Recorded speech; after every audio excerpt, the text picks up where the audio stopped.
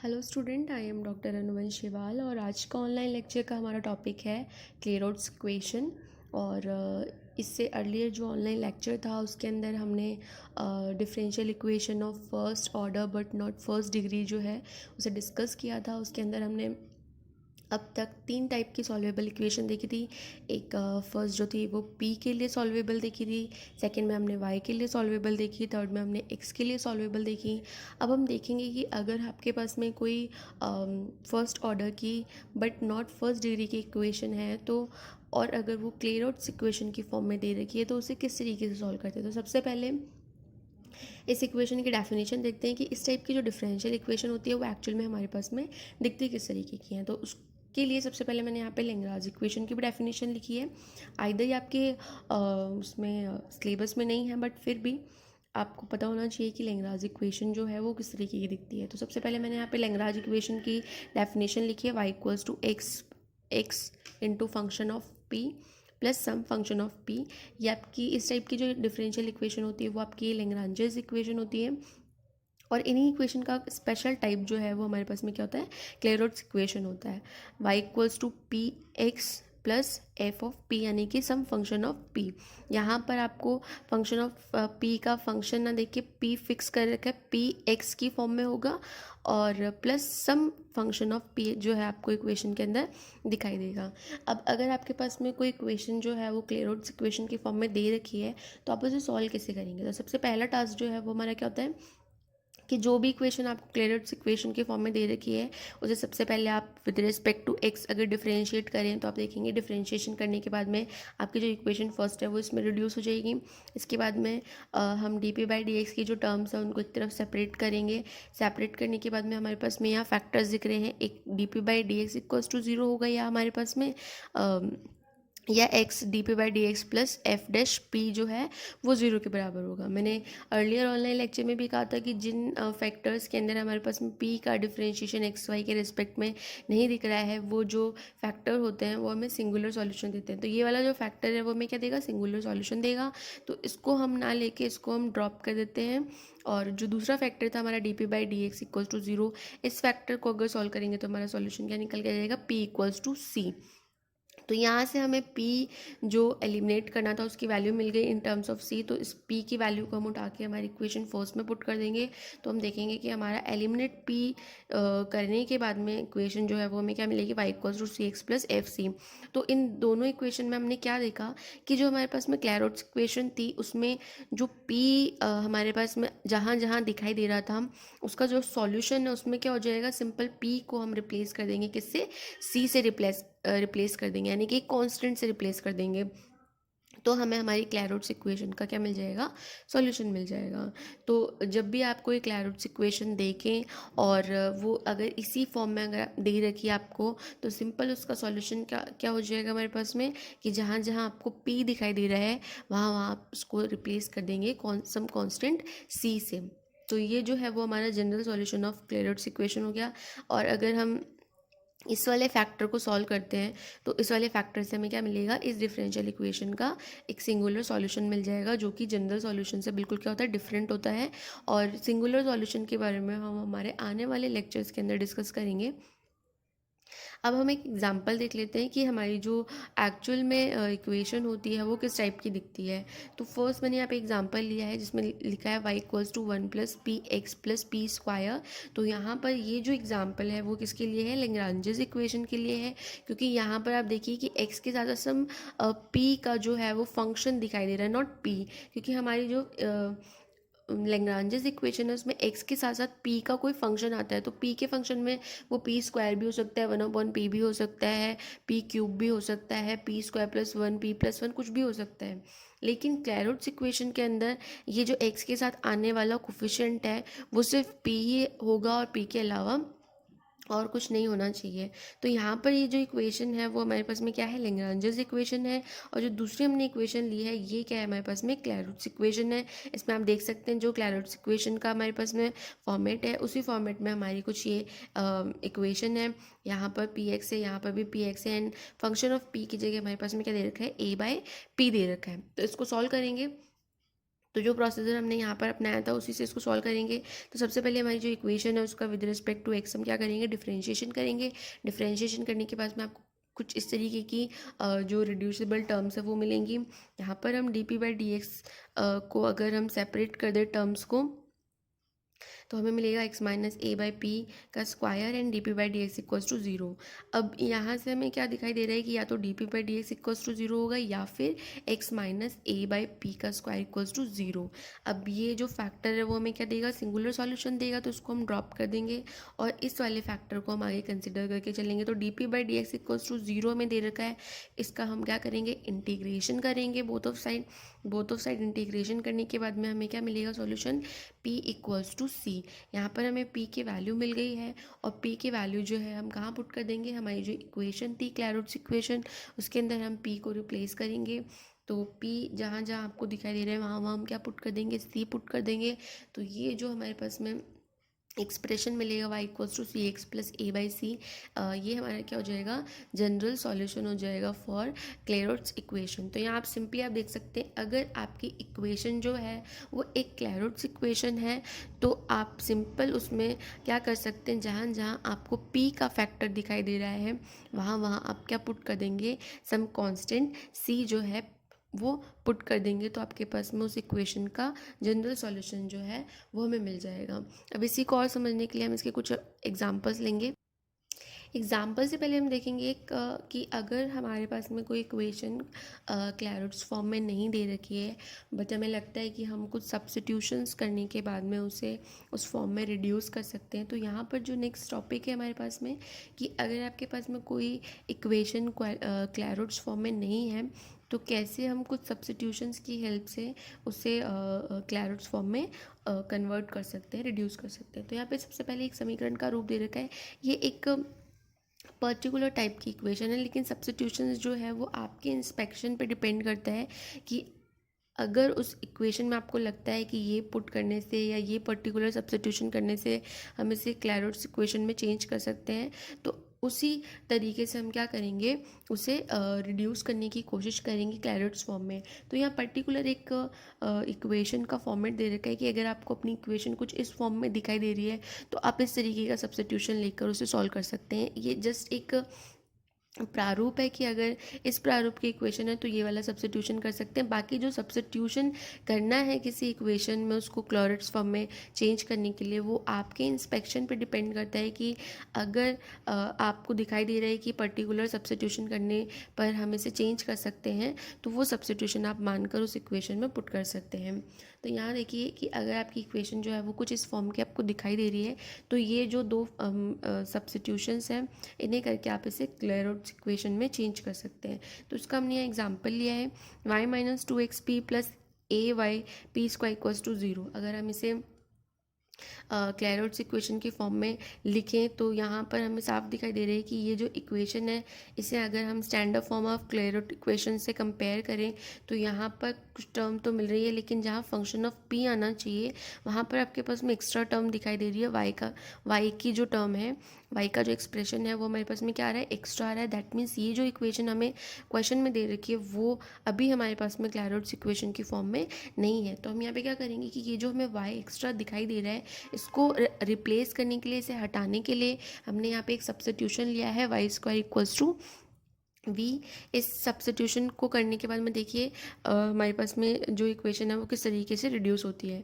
तो Y square equals to v जब हम कंसिडर करते हैं तो हमें पी भी जो है इन टर्म्स ऑफ फिर v लेना होगा क्योंकि p जो है वो एक्चुअल में यहाँ पर क्या है, हमारे पास में dy बाई डी एक्स है और ये जो p है वो क्या है, स्मॉल p से हम इसको रिप्रेजेंट कर रहे हैं। तो यहाँ पर y square equals to v मानने के बाद में हमने क्या किया, इसका डिफ्रेंशिएशन किया x के रिस्पेक्ट में, तो हमें मिला 2y dy by D x equals to dv by D x. और इस dv बाई डी एक्स को हमने क्या मान लिया, कैपिटल p मान लिया, क्योंकि हम जो ये first order but not first degree की जो डिफरेंशियल इक्वेशन है इन्हें हम, इनमें जो डेरिवेटिव ऑपरेटर है उसको हम किसी अनदर सिंबल का यूज़ करके रिप्रेजेंट करते हैं। तो यहाँ पर जो d y by D x था उसको हमने स्मॉल p लिख दिया, और जो d v by D x था उसको कैपिटल P से रिप्लेस कर दिया।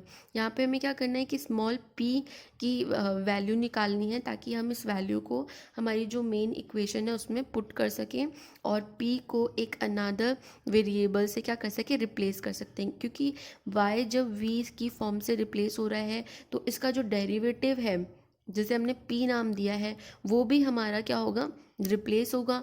तो इसके लिए हमने क्या किया, p को स्मॉल p को in terms of capital P निकाल के, और जहाँ जहाँ आपको स्मॉल p दिखाई देगा इक्वेशन में वहाँ वहाँ हम क्या कर देंगे, इस वैल्यू को पुट कर देंगे। तो स्मॉल p की वैल्यू इस इक्वेशन में पुट करने पर ये सब यहाँ पर स्मॉल p है, ये ध्यान रखना है आपको। जहाँ जहाँ आपको p दिखाई दे रहा है वहाँ वहाँ आप उसकी वैल्यू पुट कर देंगे। वैल्यू पुट करने के बाद में हम देखते हैं कि हमारी जो इक्वेशन है वो कुछ इस फॉर्म में रिड्यूस हो जाएगी, और इसको थोड़ा सा और सॉल्व करेंगे अगर, तो हमें दिखाई देगा कि 4y square equals to 4px minus AP square, ये हमारी इक्वेशन जो है अब तक हमें सॉल्व करने के बाद में प्राप्त हुई है। यहाँ पर फिर y स्क्वायर का एक्सप्रेशन आपको दिखा, तो y स्क्वायर की जगह हम क्या पुट कर सकते हैं, v जो हमने कंसिडर किया था वो पुट कर देंगे। तो जो अब हमारी इक्वेशन है वो v और v के डेरिवेटिव जिसे हमने कैपिटल P नाम दिया है उसके अंदर पूरी तरीके से क्या हो चुकी है, कन्वर्ट हो चुकी है, रिड्यूस हो चुकी है। तो यहाँ पे हमने क्या किया, v को इन टर्म्स ऑफ क्लेरोट इक्वेशन लिखने की कोशिश की। तो यहाँ देखिए एक्सप्रेशन जो है वो हमें क्या मिला, v equals to p x minus A by 4p square. अगर इसको स्टैंडर्ड फॉर्म से कंपेयर करें तो px और px ये हमें दिखाई दे रहा है, और फंक्शन ऑफ p की जगह हमें क्या दिखाई दे रहा है, फंक्शन ऑफ p ही दिखाई दे रहा है। p के अलावा यहाँ पर किसी और एक्सप्रेशन की टर्म्स नहीं आ रही, ये तो कांस्टेंट है, इनसे हमें कोई फ़र्क नहीं पड़ता। यहाँ पर हमें क्या दिखना चाहिए था, सिर्फ फंक्शन ऑफ p दिखना चाहिए था, जो कि आपका v के एक्सप्रेशन में दिखाई दे रहा है। यानी कि v के फॉर्म में जो हमारे पास इक्वेशन है वो क्या है, एक क्लैरोट्स इक्वेशन है। और हमें पता है कि क्लैरोट्स इक्वेशन किस तरीके से सॉल्व करते हैं कि जहाँ जहाँ आपको p दिखाई दे रहा है वहाँ पर आप क्या पुट कर देंगे, सम कांस्टेंट c पुट कर देंगे। तो हमारा जो इस v एक्सप्रेशन के लिए सॉल्यूशन होगा वो क्या मिलेगा हमें, v equals to c x minus A by 4c square. अब हमें ये भी पता है कि जो हमारी इक्वेशन थी वो y और x की फॉर्म में थी, दैट मीन्स आंसर जो है वो भी हमें y और x की फॉर्म में चाहिए। तो जहाँ आपको v दिखाई दे रहा है वहाँ पर आप क्या पुट कर देंगे, y स्क्वायर पुट कर देंगे। तो y स्क्वायर इक्वल्स टू आपका सॉल्यूशन क्या हो जाएगा, c x minus A by 4c square. तो ये क्या हो गया, हमारे पास में एक जनरल सॉल्यूशन हो गया इस डिफरेंशियल इक्वेशन का, जो कि क्लैरोट्स इक्वेशन की फॉर्म में नहीं थी। फिर भी हमने कुछ सब्स्टिट्यूशन करके उसको किस फॉर्म में चेंज किया, क्लैरोट्स इक्वेशन की फॉर्म में चेंज किया, और उसके बाद में जहाँ जहाँ हमें p दिखाई दे रहा था वहाँ वहाँ हमने c को सब्स्टिट्यूट करके और उसका जनरल सॉल्यूशन प्राप्त कर लिया। इसी तरीके से एक हम अनदर एग्जाम्पल लेंगे। एग्जाम्पल में हमें दिया हुआ है equation x square bracket y minus p x equals to y p square. अगर अब यहाँ पर हम टर्म्स को थोड़ा सा शफल करें तो उसको हम लिख सकते हैं y minus p x equals to, इस एक्स स्क्वायर को दूसरी तरफ ले जाएंगे y upon x square p square, और इस पी एक्स को दूसरी साइड लेके जाएंगे तो y equals to p x plus y upon x square p square. अब यहाँ पर जो ये इक्वेशन हमें दिखाई दे रही है, और अगर हम इसे स्टैंडर्ड फॉर्म ऑफ क्लैरोट्स फॉर्म से कंपेयर करें तो यहाँ पर हमें दिखाई दे रहा है कि पी एक्स तो है, लेकिन जो फंक्शन ऑफ पी वाली टर्म है उसके अंदर हमारे पास में एक्स और वाई दोनों के एक्सप्रेशन हमें दिखाई दे रहे हैं। दैट मीन्स यहाँ पर हमें कुछ सब्स्टिट्यूशंस करने होंगे जिसकी वजह से हम इस इक्वेशन को क्लैरोट्स की फॉर्म में चेंज कर सके। तो यहाँ पर हमने दो सब्स्टिट्यूशन कंसिडर किए, x square equals to u and y square equals to v. यहाँ पर एक्स स्क्वायर और वाई स्क्वायर का हम जब डिफ्रेंशिएशन करेंगे तो हमें मिलेगा 2x dx equals to d u, और यहाँ से मिलेगा 2y dy equals to d v. अब यहाँ से हम क्या करेंगे, d y by D x की वैल्यू निकालेंगे, क्योंकि जो इक्वेशन के अंदर हमें ये p दिखाई दे रहा है, ये p एक्चुअल में क्या है, d y by D x है। अब अगर हमारा x u में चेंज होगा, y v में चेंज होगा, तो हमारा d y by D x भी अनदर वेरिएबल की फॉर्म में चेंज होना चाहिए। तो यहाँ पर हमें क्या करना होगा, d y by D x की वैल्यू निकालनी होगी। तो इस एक्सप्रेशन के अंदर इस वाले एक्सप्रेशन का अगर हम भाग दे दें तो यहाँ से हम क्या निकाल सकते हैं, d y by D x की वैल्यू निकाल सकते हैं। तो d y by D x equals to हमारा बराबर हो जाएगा x upon y d we upon D u. तो ये जो हमें एक्सप्रेशन प्राप्त हुआ है d we upon D u, इससे हम कैपिटल P कंसिडर कर लेंगे, और d y by D x तो आप स्टार्टिंग से मानकर ही चल रहे हैं कि वो स्मॉल p के बराबर है। और यहाँ से हमने क्या किया, स्मॉल p की वैल्यू निकाल दी और वैल्यू को हम इस इक्वेशन में पुट कर देंगे जो इक्वेशन हमारी क्लैरोट्स इक्वेशन की फॉर्म में नहीं है। तो यहाँ हम p को रिप्लेस कर देंगे। तो सॉल्यूशन का मतलब थोड़ा सा अगर हम इन टर्म्स को सॉल्व करेंगे तो हमारे पास में जो एक्सप्रेशन है वो कुछ इस फॉर्म में कन्वर्ट हो जाएगा। और यहाँ पर अगर हम एलसीएम लेंगे तो हमारा जो इक्वेशन है वो कुछ इस फॉर्म में कन्वर्ट हो जाएगा। तो Y square equals to X square P, यहाँ कैपिटल पी है जो कि D we upon D U को रिप्रेजेंट कर रहा है, प्लस पी स्क्वायर। अब यहाँ एक्स स्क्वायर और वाई स्क्वायर को हमने कुछ कंसिडर किया था, तो यहाँ पर एक्स स्क्वायर और वाई स्क्वायर को हम रिप्लेस कर देंगे u और v से। तो वाई स्क्वायर की जगह v आ जाएगा और एक्स स्क्वायर की जगह क्या आ जाएगा, u आ जाएगा। तो अब ये जो इक्वेशन थी हमारी x और y की फॉर्म में जो इक्वेशन दे रखी थी वो अब v और u की फॉर्म में टोटली सब रिड्यूस हो चुकी है। अब यहाँ पर ये जो इक्वेशन हमें मिली है ये क्या है, एक क्लैरोट्स इक्वेशन है in form of v and u।